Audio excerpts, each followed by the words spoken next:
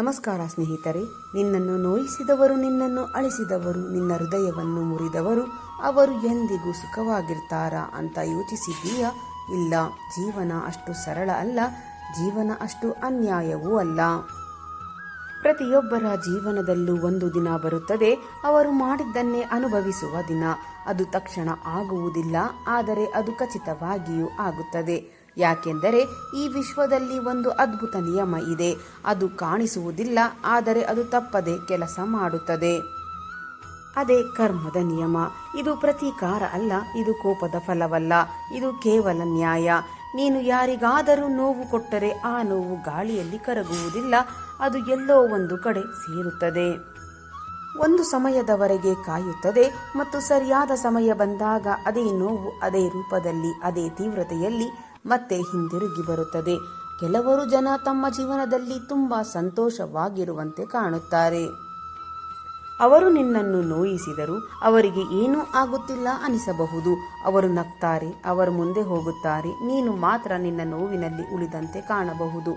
ಆಗ ನಿನ್ನ ಮನಸ್ಸು ಕೇಳುತ್ತದೆ, ಇದು ನ್ಯಾಯವೇ? ನಾನೇನು ತಪ್ಪು ಮಾಡಿಲ್ಲ, ಆದರೆ ಯಾಕೆ ನನಗೆ ಮಾತ್ರ ಇಷ್ಟು ನೋವು ಎಂದು. ಕೇವಲ ಇದು ನಿನ್ನ ಪ್ರಶ್ನೆ ಮಾತ್ರ ಅಲ್ಲ, ಪ್ರತಿಯೊಬ್ಬ ಒಳ್ಳೆಯ ಹೃದಯದವನ ಪ್ರಶ್ನೆ ಇದು. ಆದರೆ ಉತ್ತರ ಒಂದೇ: ಸಮಯ ಎಲ್ಲವನ್ನು ಸರಿ ಮಾಡುತ್ತದೆ. ನೀನು ಈಗ ಅನುಭವಿಸುತ್ತಿರುವ ನೋವು ನಿನ್ನ ಪರೀಕ್ಷೆ, ಅವರು ಮಾಡಿದ್ದ ನೋವು ಅವರ ಪರೀಕ್ಷೆ. ಇದೊಂದು ವೃತ್ತದಂತೆ, ನೀನು ಏನು ಕೊಡ್ತೀಯೋ ಅದೇ ಮತ್ತೆ ನಿನ್ನ ಬಳಿ ಬರುತ್ತದೆ. ಸ್ವಲ್ಪ ತಡವಾಗಬಹುದು, ಆದರೆ ತಪ್ಪದೇ ಬರುತ್ತದೆ. ನೀನು ಅಳುತ್ತಿದ್ದಾಗ ನಿನ್ನ ಕಣ್ಣೀರು ಯಾರಿಗೂ ಕಾಣಿಸದೇ ಇರಬಹುದು, ಆದರೆ ಆ ಕಣ್ಣೀರು ವ್ಯರ್ಥವಾಗುವುದಿಲ್ಲ. ಪ್ರತಿಯೊಂದು ಕಣ್ಣೀರಿನ ಹನಿಗೂ ಒಂದು ಕತೆ ಇದೆ, ಒಂದು ನೋವಿದೆ ಮತ್ತು ಒಂದು ಉತ್ತರವಿದೆ. ಒಂದು ದಿನ ನಿನ್ನನ್ನು ನೋಯಿಸಿದವರು ಅದೇ ರೀತಿ ಒಂದು ಮೂಲೆಯಲ್ಲಿ ಕೂತು ಅಳುತ್ತಾರೆ. ಆಗ ಅವರಿಗೆ ಅರ್ಥವಾಗುತ್ತದೆ, ನಾನು ಮಾಡಿದ್ದು ತಪ್ಪು ಅಂತ. ಆದರೆ ಅದಾಗುವಷ್ಟರಲ್ಲಿ ಸಮಯ ಬದಲಾಗಿರುತ್ತದೆ, ಸ್ಥಿತಿ ಬದಲಾಗಿರುತ್ತದೆ, ನೀನು ಬದಲಾಗಿರುತ್ತೀಯ. ಆಗ ನಿನಗೆ ಗೊತ್ತಾಗುತ್ತದೆ ನಿಜವಾದ ಶಕ್ತಿ ಏನು ಅಂತ. ನೀನು ಪ್ರತಿಕಾರ ಮಾಡದೇ ಇರೋದ್ರಲ್ಲಿ ನಿನ್ನ ದೊಡ್ಡ ಗೆಲುವಿದೆ. ಯಾಕೆಂದರೆ ಪ್ರತಿಕಾರ ಮಾಡುವುದು ಸುಲಭ, ಆದರೆ ತಾಳ್ಮೆಯಿಂದ ಇರುವುದು, ಮೌನವಾಗಿರುವುದು, ನಿನ್ನ ದಾರಿಯಲ್ಲಿ ಮುಂದುವರಿಯುವುದು ತುಂಬ ಕಷ್ಟ. ಆದರೆ ಇವುಗಳಲ್ಲಿ ನಿನ್ನ ಬೆಳವಣಿಗೆ ಇದೆ. ನೀನು ನೋವಿನಿಂದ ಹೊರಬಂದಾಗ ನೀನು ಹಳೆಯ ವ್ಯಕ್ತಿಯಾಗಿರುವುದಿಲ್ಲ, ನೀನು ಹೆಚ್ಚು ಬಲಿಷ್ಠನಾಗಿರುತ್ತೀಯ, ಹೆಚ್ಚು ಜ್ಞಾನಿಯಾಗಿರ್ತೀಯ, ಹೆಚ್ಚು ಶಾಂತವಾಗಿರುತ್ತೀಯ. ನಿನ್ನ ನೋವು ನಿನ್ನ ಶತ್ರು ಅಲ್ಲ, ಅದೇ ನಿನ್ನ ಗುರು. ಅದು ನಿನಗೆ ಕಲಿಸುತ್ತದೆ ಜೀವನದಲ್ಲಿ ಯಾರನ್ನು ನಂಬಬೇಕು, ಯಾರನ್ನು ದೂರ ಇಡಬೇಕು, ಎಲ್ಲಿ ನಿಲ್ಲಬೇಕು, ಎಲ್ಲಿ ಮುಂದುವರೆಯಬೇಕು. ನೀನು ಈಗ ಅನುಭವಿಸುತ್ತಿರುವ ಪ್ರತಿಯೊಂದು ನೋವು ನಿನ್ನ ಭವಿಷ್ಯದ ಶಕ್ತಿಯಾಗುತ್ತದೆ. ಈಗ ನೀನು ಅಳುತ್ತಿದ್ದರೂ ಒಂದು ದಿನ ನೀನೇ ನಿನ್ನ ಮೇಲೆ ಹೆಮ್ಮೆ ಪಡುವೆ. ನಿನ್ನನ್ನು ನೋಯಿಸಿದವರು, ಅವರಿಗೂ ಕೂಡ ಒಂದು ದಿನ ಅದೇ ಪರಿಸ್ಥಿತಿ ಬರುತ್ತದೆ. ಅವರು ಕೂಡ ಒಬ್ಬರ ಬಳಿ ಅದೇ ಪ್ರಶ್ನೆಯನ್ನು ಕೇಳುತ್ತಾರೆ, ನಾನು ಏನು ತಪ್ಪು ಮಾಡಿದೆ? ಆಗ ಅವರಿಗೆ ಅರ್ಥವಾಗುತ್ತದೆ ಜೀವನ ಎಷ್ಟು ನ್ಯಾಯವಾಗಿದೆ ಅಂತ. ಆದ್ದರಿಂದ ನೀನು ಏನು ಮಾಡಬೇಕು? ಕೋಪ ಇಟ್ಟುಕೊಳ್ಳಬೇಡ, ದ್ವೇಷ ಬೆಳೆಸಬೇಡ, ಪ್ರತಿಕಾರದ ಬಗ್ಗೆ ಯೋಚಿಸಬೇಡ. ನೀನು ಮಾಡಬೇಕಾದದ್ದು ಒಂದೇ: ನಿನ್ನ ಮೇಲೆ ಕೆಲಸ ಮಾಡು, ನಿನ್ನ ಕನಸುಗಳ ಮೇಲೆ ಗಮನ ಕೊಡು, ನಿನ್ನ ಜೀವನವನ್ನು ಸುಧಾರಿಸು. ಯಾಕೆಂದರೆ ಅವರು ನಿನ್ನನ್ನು ನೋಯಿಸಿದರು, ನಿನ್ನ ಜೀವನ ನಿಂತು ಹೋಗಬಾರದು. ಅವರು ನಿನ್ನನ್ನು ಅಳಿಸಿದರು, ನಿನ್ನ ಬೆಳವಣಿಗೆ ಮಾತ್ರ ನಿಲ್ಲಬಾರದು. ನೀನು ಮುಂದೆ ಹೋಗಬೇಕು, ಅವರು ಹಿಂದೆ ಉಳಿಯುತ್ತಾರೆ. ಸಮಯ ಅವರನ್ನು ಕಲಿಸುತ್ತದೆ, ನೀನು ಮಾತ್ರ ನಿನ್ನ ದಾರಿಯಲ್ಲಿ, ನಿನ್ನ ಶಕ್ತಿಯಲ್ಲಿ, ನಿನ್ನ ಶಾಂತಿಯಲ್ಲಿ ಮುಂದುವರಿಯಬೇಕು. ಒಂದು ದಿನ ನೀನು ಹಿಂತಿರುಗಿ ನೋಡಿದಾಗ ನಿನಗೆ ಗೊತ್ತಾಗುತ್ತದೆ, ಈ ಎಲ್ಲವೂ ನಿನ್ನ ಒಳಿತಿಗಾಗಿ ನಡೆದವು ಅಂತ. ನಿನ್ನನ್ನು ನೋಯಿಸಿದವರು ನಿನ್ನನ್ನು ಬಲಿಷ್ಠನನ್ನಾಗಿ ಮಾಡಿದ್ದಾರೆ ಅಂತ.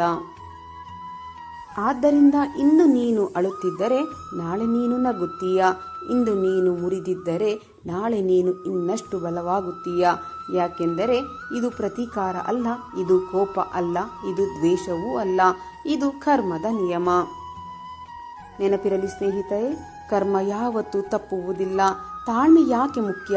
ಜೀವನದಲ್ಲಿ ನಮಗೆ ಆಗುವ ದೊಡ್ಡ ಪರೀಕ್ಷೆ ಏನು ಅಂದರೆ ತಾಳ್ಮೆ ಇಡುವುದು. ನೀನು ನೋವು ಅನುಭವಿಸಿದಾಗ ನಿನ್ನ ಮನಸ್ಸು ತಕ್ಷಣ ಪ್ರತಿಕ್ರಿಯಿಸಲು ಹೇಳುತ್ತದೆ, ನನ್ನನ್ನು ನೋಯಿಸಿದವನಿಗೆ ಉತ್ತರ ಕೊಡಬೇಕು, ನನ್ನ ನೋವನ್ನು ಅವನಿಗೂ ತೋರಿಸಬೇಕು ಎಂದು.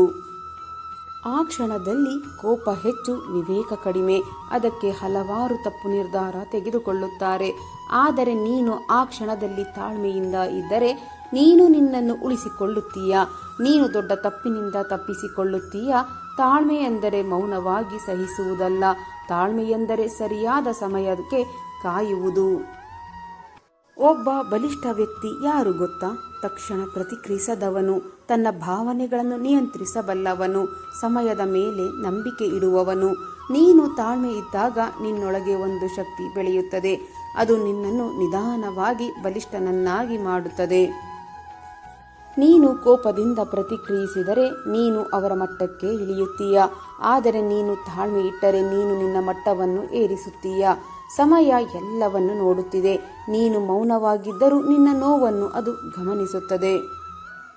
ಒಂದು ದಿನ ಅದೇ ಸಮಯ ನಿನ್ನ ಪರವಾಗಿ ಮಾತನಾಡುತ್ತದೆ, ನಿನ್ನ ನ್ಯಾಯವನ್ನು ಕೊಡಿಸುತ್ತದೆ.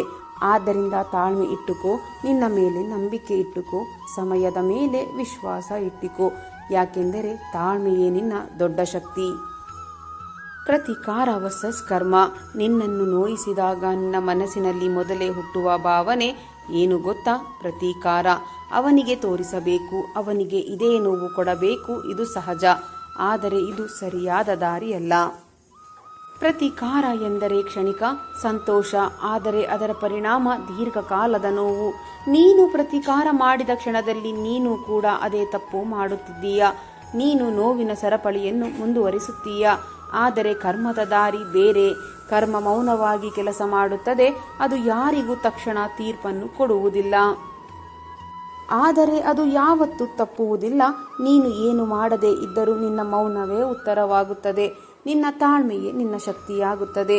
ಯಾರಾದರೂ ನಿನ್ನನ್ನು ನೋಯಿಸಿದರೆ ನೀನು ಎರಡು ದಾರಿಗಳ ನಡುವೆ ನಿಂತಿರುತ್ತೀಯ. ಒಂದು ಪ್ರತೀಕಾರದ ದಾರಿ, ಇನ್ನೊಂದು ಕರ್ಮದ ಮೇಲೆ ನಂಬಿಕೆಯ ದಾರಿ. ಮೊದಲ ದಾರಿ ಕ್ಷಣಿಕ ಸಂತೋಷ ಕೊಡಬಹುದು, ಆದರೆ ನಿನ್ನನ್ನು ಒಳಗಿನಿಂದ ಖಾಲಿ ಮಾಡುತ್ತದೆ. ಎರಡನೆಯ ದಾರಿ ಸ್ವಲ್ಪ ಕಷ್ಟವಾಗಬಹುದು, ಆದರೆ ನಿನ್ನನ್ನು ಒಳಗಿನಿಂದ ಬಲಿಷ್ಠನನ್ನಾಗಿ ಮಾಡುತ್ತದೆ. ನೀನು ಯಾವ ದಾರಿ ಆರಿಸುತ್ತೀಯೋ ಅದೇ ನಿನ್ನ ಭವಿಷ್ಯವನ್ನು ನಿರ್ಧರಿಸುತ್ತದೆ. ಒಂದು ವಿಷಯ ನೆನಪಿಟ್ಟುಕೋ, ನೀನು ಪ್ರತೀಕಾರ ಮಾಡಬೇಕಿಲ್ಲ. ಜೀವನವೇ ಅದನ್ನು ನೋಡಿಕೊಳ್ಳುತ್ತದೆ. ಒಂದು ದಿನ ನಿನ್ನನ್ನು ಅಳಿಸಿದವರು ತಮ್ಮ ತಪ್ಪಿನ ಫಲವನ್ನು ಅನುಭವಿಸುತ್ತಾರೆ. ಆಗ ನೀನು ಪ್ರತೀಕಾರ ಮಾಡಿಲ್ಲ ಎಂದರೆ ನಿನ್ನ ಮನಸ್ಸು ಶಾಂತವಾಗಿರುತ್ತದೆ, ನಿನ್ನ ಆತ್ಮ ಬಲಿಷ್ಠವಾಗಿರುತ್ತದೆ. ಆದ್ದರಿಂದ ಪ್ರತೀಕಾರ ಬಿಡು, ಕರ್ಮದ ಮೇಲೆ ನಂಬಿಕೆ ಇಡು. ಯಾಕೆಂದರೆ ಕರ್ಮವೇ ನಿಜವಾದ ನ್ಯಾಯ. ಜೀವನದಲ್ಲಿ ನೋವು ಯಾಕೆ? ಜೀವನದಲ್ಲಿ ಕೆಲವು ಕ್ಷಣಗಳಿರುತ್ತವೆ, ಅವು ನಮ್ಮನ್ನು ಸಂಪೂರ್ಣವಾಗಿ ಬದಲಾಯಿಸುತ್ತದೆ. ಯಾರಾದರೂ ನಮ್ಮನ್ನು ಅರ್ಥ ಮಾಡಿಕೊಳ್ಳದೆ, ಯಾರಾದರೂ ನಮ್ಮ ನಂಬಿಕೆಯನ್ನು ಮುರಿದು, ಯಾರಾದರೂ ನಮ್ಮ ಹೃದಯದ ಮೇಲೆ ಹೆಜ್ಜೆ ಇಟ್ಟು ಹೋಗ್ತಾರೆ. ಆ ಕ್ಷಣದಲ್ಲಿ ನಮ್ಮೊಳಗೆ ಒಂದೇ ಪ್ರಶ್ನೆ ಮೂಡುತ್ತದೆ, ನಾನೇನು ತಪ್ಪು ಮಾಡಿದೆ?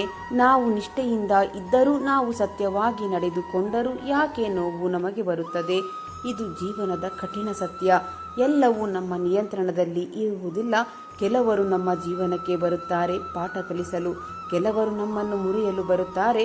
ಆದರೆ ಅದೇ ಮುರಿತ ನಮ್ಮನ್ನು ಮತ್ತಷ್ಟು ಬಲಿಷ್ಠರನ್ನಾಗಿ ಮಾಡುತ್ತದೆ. ನೋವು ಅಂತ್ಯವಲ್ಲ, ಅದು ಒಂದು ಪ್ರಾರಂಭ. ಹೊಸ ಅರಿವು, ಹೊಸ ಶಕ್ತಿ, ಹೊಸ ಜೀವನದ ಆರಂಭ. ಜೀವನದ ಈ ಗೊಂದಲದ ಕ್ಷಣದಲ್ಲಿ ನಮ್ಮ ಪ್ರಶ್ನೆಗಳಿಗೆ ಉತ್ತರ ಹುಡುಕಿದಾಗ ಒಂದು ಮಹಾನ್ ಗ್ರಂಥ ನಮ್ಮ ಮುಂದೆ ನಿಂತುಕೊಳ್ಳುತ್ತದೆ. ಅದುವೇ ಭಗವದ್ಗೀತೆ. ಕುರುಕ್ಷೇತ್ರದ ಯುದ್ಧ ಭೂಮಿಯಲ್ಲಿ ಅರ್ಜುನನು ಸಂಪೂರ್ಣ ಗೊಂದಲದಲ್ಲಿ ಮುಳುಗಿದ್ದನು. ಅವನ ಕೈಗಳು ನಡುಗುತ್ತಿದ್ದವು, ಮನಸ್ಸು ತಲ್ಲಣಗೊಂಡಿತ್ತು. ಮುಂದೆ ನಿಂತಿದ್ದವರು ಶತ್ರುಗಳಲ್ಲ, ಅವನವರೇ. ಆಗ ಅವನು ಕೇಳಿದ ಪ್ರಶ್ನೆ ಬಹುಶಃ ನಮ್ಮ ಪ್ರತಿಯೊಬ್ಬರ ಮನಸ್ಸಿನಲ್ಲೂ ಕೇಳಿಬರುವ ಪ್ರಶ್ನೆ, ನಾನು ಯಾಕೆ ಹೋರಾಡಬೇಕು? ನ್ಯಾಯವೇನು, ಅನ್ಯಾಯವೇನು?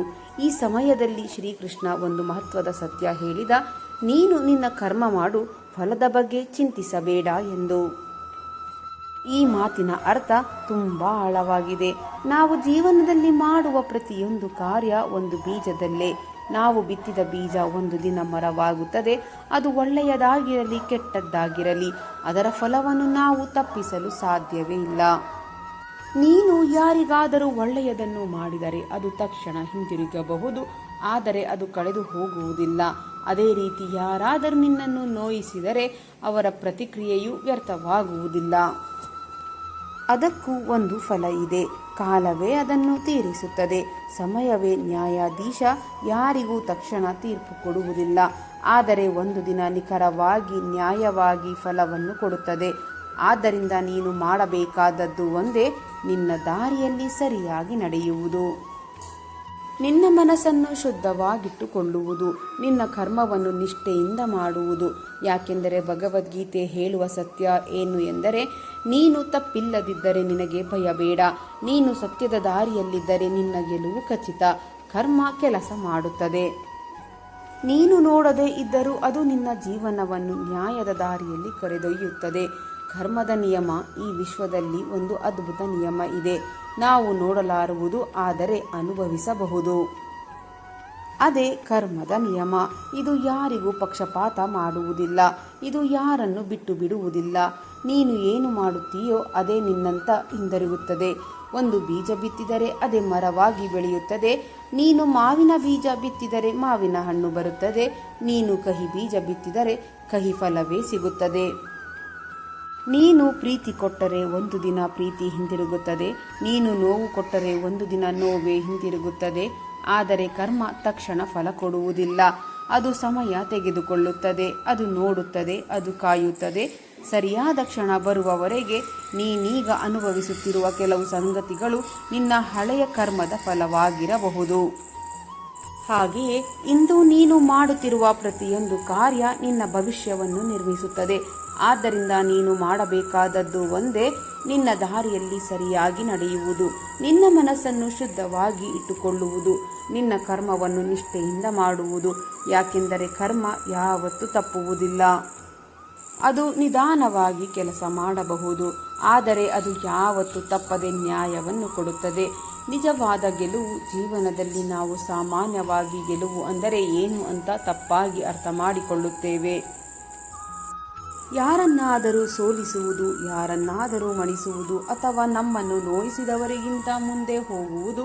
ಆದರೆ ನಿಜವಾದ ಗೆಲುವು ಇದಲ್ಲ. ನಿಜವಾದ ಗೆಲುವು ಎಂದರೆ ನಿನ್ನ ಮನಸ್ಸನ್ನು ಗೆಲ್ಲುವುದು, ನಿನ್ನ ನೋವನ್ನು ಶಕ್ತಿಯಾಗಿ ಪರಿವರ್ತಿಸುವುದು, ನಿನ್ನ ದುರ್ಬಲತೆಯನ್ನು ಬಲವಾಗಿ ಮಾಡಿಕೊಳ್ಳುವುದು. ನಿನ್ನನ್ನು ಅಳಿಸಿದವರು, ನಿನ್ನನ್ನು ಮುರಿದವರು ಅವರಿಗೆ ತೋರಿಸಬೇಕಾದ ದೊಡ್ಡ ಉತ್ತರ ಏನು ಗೊತ್ತಾ? ನಿನ್ನ ಯಶಸ್ಸು, ನಿನ್ನ ಸಂತೋಷ, ನಿನ್ನ ಶಾಂತಿ. ನೀನು ಅಳುತ್ತಾ ಕುಳಿತರೆ ಅವರಿಗೆ ಗೆಲುವು ಸಿಗುತ್ತದೆ. ಆದರೆ ನೀನು ನಿಂತು ಮತ್ತೆ ಮುಂದೆ ನಡೆದು ನಿನ್ನ ಜೀವನವನ್ನು ಸುಧಾರಿಸಿದರೆ ಅದೇ ನಿನ್ನ ನಿಜವಾದ ಗೆಲುವು. ನೀನು ಬೆಳೆಯುವಾಗ, ನೀನು ಯಶಸ್ಸು ಸಾಧಿಸುವಾಗ, ನಿನ್ನ ಜೀವನದಲ್ಲಿ ಶಾಂತಿ ಬಂದಾಗ ಅವರು ನೋಡುವರು. ಅವರು ಅರ್ಥ ಮಾಡಿಕೊಳ್ಳುತ್ತಾರೆ, ನಾವು ತಪ್ಪು ಮಾಡಿದ್ದೇವೆ ಅಂತ. ಆದರೆ ಅದಾಗುವಷ್ಟರಲ್ಲಿ ನೀನು ಬಹಳ ದೂರ ಹೋಗಿರುತ್ತೀಯ. ನಿನ್ನ ಜೀವನ ಹೊಸ ಹಂತದಲ್ಲಿ ಇರುತ್ತದೆ. ನೀನು ಗೆಲ್ಲಬೇಕು ಎಂದರೆ ಯಾರನ್ನಾದರೂ ಸೋಲಿಸುವ ಅಗತ್ಯ ಇಲ್ಲ. ನಿನ್ನನ್ನೇ ನೀನು ಗೆಲ್ಲಬೇಕು. ನಿನ್ನ ಮನಸ್ಸನ್ನು ನಿಯಂತ್ರಿಸಬೇಕು. ನಿನ್ನ ದಾರಿಯಲ್ಲಿ ನಿಷ್ಠೆಯಿಂದ ನಡೆಯಬೇಕು. ಜೀವನದ ದೊಡ್ಡ ಸತ್ಯ ಏನು ಎಂದರೆ, ಹೊರಗಿನ ಗೆಲುವು ತಾತ್ಕಾಲಿಕ, ಒಳಗಿನ ಗೆಲುವು ಶಾಶ್ವತ. ಆದ್ದರಿಂದ ನಿನ್ನ ಮೇಲೆ ಕೆಲಸ ಮಾಡುವ, ನಿನ್ನ ಬೆಳವಣಿಗೆಯ ಮೇಲೆ ಗಮನ ಕೊಡು. ನಿನ್ನ ಶಾಂತಿಯನ್ನು ಕಾಪಾಡು. ಯಾಕೆಂದರೆ ನಿಜವಾದ ಗೆಲುವು ಅಂದರೆ ನಿನ್ನ ಆತ್ಮದ ಶಾಂತಿ ಮತ್ತು ನಿನ್ನ ಜೀವನದ ಬೆಳಕು. ಜೀವನ ಪಾಠ. ಜೀವನ ನಮಗೆ ಹಲವಾರು ಪಾಠಗಳನ್ನು ಕಲಿಸುತ್ತದೆ. ಆದರೆ ಅವುಗಳಲ್ಲಿ ಕೆಲವು ಪಾಠಗಳು ನೋವಿನ ಮೂಲಕವೇ ಬರುತ್ತವೆ. ಯಾರಾದರೂ ನಿಮ್ಮನ್ನು ತಳ್ಳಿದಾಗ, ಯಾರಾದರೂ ನಿಮ್ಮನ್ನು ಅರ್ಥ ಮಾಡಿಕೊಳ್ಳದಿದ್ದಾಗ, ಯಾರಾದರೂ ನಿನ್ನ ನಂಬಿಕೆಯನ್ನು ಮುರಿದಾಗ ಅದು ಕೇವಲ ಒಂದು ಘಟನೆಯಲ್ಲ, ಅದು ಒಂದು ಪಾಠ. ಆ ಕ್ಷಣದಲ್ಲಿ ನೀನು ಮುರಿದು ಹೋಗಿರುವಂತೆ ಅನಿಸುತ್ತದೆ. ನಿನ್ನ ಒಳಗೆ ಖಾಲಿತನ ಉಂಟಾಗುತ್ತದೆ. ಇದಕ್ಕಿಂತ ಮುಂದೆ ಏನು ಅನ್ನೋ ಪ್ರಶ್ನೆ ಮೂಡುತ್ತದೆ. ಆದರೆ ಅದೇ ಕ್ಷಣ ನಿನ್ನ ಹೊಸ ಪ್ರಾರಂಭ. ಅದು ನಿನ್ನ ಜೀವನದ ಅಂತ್ಯ ಅಲ್ಲ, ಅದು ಒಂದು ತಿರುವು. ನೀನು ಆ ನೋವನ್ನು ಹೇಗೆ ನೋಡುತ್ತೀಯೋ ಅದೇ ನಿನ್ನ ಭವಿಷ್ಯವನ್ನು ನಿರ್ಧರಿಸುತ್ತದೆ. ನೀನು ಅದರಲ್ಲಿ ಮುಳುಗಿದರೆ ನೀನು ನಿಲ್ಲುತ್ತೀಯ, ಆದರೆ ನೀನು ಅದರಿಂದ ಕಲಿತರೆ ನೀನು ಬೆಳೆಯುತ್ತೀಯ. ಜೀವನದ ದೊಡ್ಡ ಪಾಠ ಏನು ಗೊತ್ತಾ? ಎಲ್ಲರೂ ನಿನ್ನೊಂದಿಗೆ ಇರುವುದಿಲ್ಲ, ಎಲ್ಲರೂ ನಿನ್ನನ್ನು ಅರ್ಥ ಮಾಡಿಕೊಳ್ಳುವುದಿಲ್ಲ, ಎಲ್ಲರೂ ನಿನ್ನನ್ನು ಪ್ರೀತಿಸುವುದಿಲ್ಲ. ಆದರೆ ನೀನು ನಿನ್ನನ್ನು ಅರ್ಥ ಮಾಡಿಕೊಳ್ಳಬೇಕು. ನೀನು ನಿನ್ನನ್ನು ಪ್ರೀತಿಸಬೇಕು. ನೀನು ನಿನ್ನ ಮೇಲೆ ನಂಬಿಕೆ ಇಡಬೇಕು. ನಿನ್ನನ್ನು ಅಳಿಸಿದವರು, ನಿನ್ನನ್ನು ಮುರಿದವರು ಅವರು ನಿನ್ನ ಕಥೆಯ ಒಂದು ಭಾಗ ಮಾತ್ರ, ಸಂಪೂರ್ಣ ಕಥೆಯಲ್ಲ. ನೀನು ಮುಂದೆ ಸಾಗಬೇಕು. ನೀನು ನಿನ್ನ ಕಥೆಯನ್ನು ಬರೆಯಬೇಕು. ನಿನ್ನ ಯಶಸ್ಸಿನಿಂದ, ನಿನ್ನ ಶಾಂತಿಯಿಂದ, ನಿನ್ನ ಬಲದಿಂದ ಒಂದು ದಿನ ನೀನು ಹಿಂದಿರುಗಿ ನೋಡಿದಾಗ ನಿನಗೆ ಗೊತ್ತಾಗುತ್ತದೆ ಈ ಎಲ್ಲ ನೋವುಗಳು ನಿನ್ನನ್ನು ಬಲಿಷ್ಠನನ್ನಾಗಿ ಮಾಡಲು ಬಂದಿತ್ತು ಎಂದು. ಆದ್ದರಿಂದ ನೋವನ್ನು ಶಾಪ ಅಂತ ನೋಡಬೇಡ, ಅದನ್ನು ಪಾಠ ಅಂತ ಸ್ವೀಕರಿಸು. ಯಾಕೆಂದರೆ ಜೀವನದ ಪ್ರತಿಯೊಂದು ನೋವು ಒಂದು ದೊಡ್ಡ ಅರ್ಥವನ್ನು ಹೊಂದಿದೆ. ಒಂದು ದಿನ ಬರುತ್ತದೆ, ನಿನ್ನ ಜೀವನದಲ್ಲಿ ಎಲ್ಲವೂ ಸ್ಪಷ್ಟವಾಗುವುದಿಲ್ಲ. ನೀನು ಅನುಭವಿಸಿದ ನೋವು, ನೀನು ಹಾಕಿದ ಕಣ್ಣೀರು, ನೀನು ಕಳೆದುಕೊಂಡವರು ಇವೆಲ್ಲವೂ ಯಾಕೆ ನಡೆದವು ಅನ್ನುವ ಉತ್ತರ ಸಿಗುವ ದಿನ. ಆ ದಿನ ನೀನು ಹಿಂದಿರುಗಿ ನೋಡುತ್ತೀಯ. ಹಾಗೆ ನೋಡಿದಾಗ ನಿನಗೆ ಒಂದು ಸತ್ಯ ಗೊತ್ತಾಗುತ್ತದೆ. ಯಾರಾದರೂ ನಿನ್ನನ್ನು ಅಳಿಸಿದವರಿಂದ ನೀನು ದುರ್ಬಲನಾಗಲಿಲ್ಲ, ನೀನು ಇನ್ನಷ್ಟು ಬಲಿಷ್ಠನಾಗಿದ್ದೀಯ. ನಿನ್ನನ್ನು ನೋಯಿಸಿದವರು ಒಂದು ದಿನ ತಮ್ಮ ಜೀವನದಲ್ಲಿ ಅದೇ ನೋವನ್ನು ಅನುಭವಿಸುತ್ತಾರೆ. ಅವರು ಕೂಡ ಅದೇ ಖಾಲಿತನವನ್ನು ಅನುಭವಿಸುತ್ತಾರೆ. ಅದೇ ಪ್ರಶ್ನೆ ಕೇಳುತ್ತಾರೆ, ನಾನು ಏನು ತಪ್ಪು ಮಾಡಿದೆ ಅಂತ. ಆಗ ಜೀವನ ಅವರಿಗೆ ಉತ್ತರ ಕೊಡುತ್ತದೆ, ನೀನು ಮಾಡಿದ್ದೇ ನಿನಗೆ ಬಂದಿದೆ ಅಂತ. ಆದರೆ ಆ ಸಮಯಕ್ಕೆ ನೀನು ಬಹಳ ಮುಂದೆ ಹೋಗಿರುತ್ತೀಯ. ನಿನ್ನ ಜೀವನ ಹೊಸ ಹಂತದಲ್ಲಿ ಇರುತ್ತದೆ. ನಿನ್ನ ಮನಸ್ಸು ಶಾಂತವಾಗಿರುತ್ತದೆ. ನೀನು ಪ್ರತಿಕಾರ ಮಾಡಿಲ್ಲ, ನೀನು ದ್ವೇಷ ಹಿಡಿದಿಲ್ಲ, ನೀನು ನಿನ್ನ ದಾರಿಯಲ್ಲಿ ಮುಂದುವರೆದಿದ್ದೀಯ. ಅದೇ ನಿನ್ನ ದೊಡ್ಡ ಗೆಲುವು. ಆದ್ದರಿಂದ ಇಂದು ನೀನು ನೋವಿನಲ್ಲಿದ್ದರೆ ಅದನ್ನು ಸ್ವೀಕರಿಸು. ಅದರಿಂದ ಕಲಿತ ಪಾಠವನ್ನು ಶಕ್ತಿಯಾಗಿ ಮಾಡಿಕೋ. ಯಾಕೆಂದರೆ ಇದು ಪ್ರತೀಕಾರವಲ್ಲ, ಇದು ಕೋಪವಲ್ಲ, ಇದು ದ್ವೇಷವೂ ಅಲ್ಲ, ಇದು ಕರ್ಮದ ನಿಯಮ. ಮತ್ತು ಕರ್ಮ ಯಾವತ್ತೂ ತಪ್ಪುವುದಿಲ್ಲ. ತಾಳ್ಮೆ ಇಟ್ಟುಕೋ. ಸಮಯದ ಮೇಲೆ ನಂಬಿಕೆ ಇಡು. ನಿನ್ನ ಮೇಲೆ ವಿಶ್ವಾಸ ಇಟ್ಟುಕೋ. ಒಂದು ದಿನ ಎಲ್ಲವೂ ನಿನ್ನ ಪರವಾಗಿಯೇ ನಡೆಯುತ್ತದೆ. ಸ್ನೇಹಿತರೆ, ಇಂದಿನ ಈ ನನ್ನ ವಿಡಿಯೋ ನಿಮ್ಮ ಮನಸ್ಸಿಗೆ ಸ್ವಲ್ಪವಾದರೂ ಪ್ರೇರಣೆ ನೀಡಿದರೆ ವಿಡಿಯೋಗೆ ಒಂದು ಲೈಕ್ ಮಾಡಿ, ಶೇರ್ ಮಾಡಿ, ನಿಮ್ಮ ಅಭಿಪ್ರಾಯವನ್ನು ಕಮೆಂಟ್ ಬಾಕ್ಸ್ನಲ್ಲಿ ಹಂಚಿಕೊಳ್ಳಿ. ನನ್ನ ಪ್ರಯತ್ನ ನಿಮಗೆ ಇಷ್ಟವಾಗಿದ್ದರೆ ದಯವಿಟ್ಟು ಈಗಲೇ ನನ್ನ ಚಾನಲನ್ನು ಸಬ್ಸ್ಕ್ರೈಬ್ ಮಾಡಿಕೊಳ್ಳಿ. ಮತ್ತೆ ಮುಂದಿನ ವಿಡಿಯೋದಲ್ಲಿ ಇದೇ ರೀತಿಯ ಹೊಸ ಮೋಟಿವೇಶನಲ್ ಮಾಹಿತಿಯೊಂದಿಗೆ ಭೇಟಿಯಾಗೋಣ. ಅಲ್ಲಿಯವರೆಗೆ ಸಕಾರಾತ್ಮಕವಾಗಿ ಯೋಚಿಸಿ ಸಂತೋಷವಾಗಿ ಬಾಳಿರಿ. ಧನ್ಯವಾದಗಳು.